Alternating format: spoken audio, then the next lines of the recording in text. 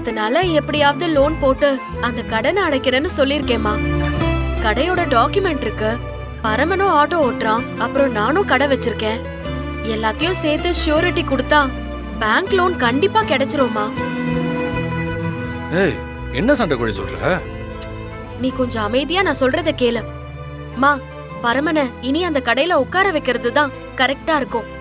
ஏன்னா ஏய், என்ன நீ? என்னால கடையெல்லாம் உட்கார முடியாது, பேசாம இரு. ஏன்? ஆட்டோ ஓட்டிக்கிட்டு மறுபடியும் இதே மாதிரி எங்கேயாவது போய் தகராறு பண்ணலான்னு நினைப்பா? இங்க பாரு, நீ இப்படி எல்லாம் பண்ணா அம்மா ரொம்ப வருத்தப்படுவாங்க. பாரு அவங்க எவ்ளோ கஷ்டப்படுறாங்கன்னு.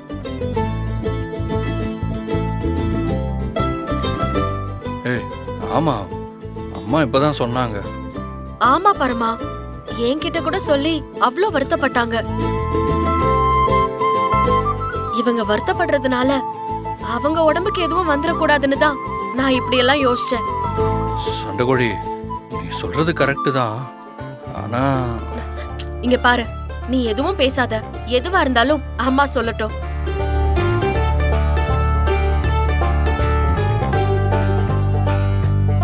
நீ சொல்றதும் கரெக்ட் தான்மா.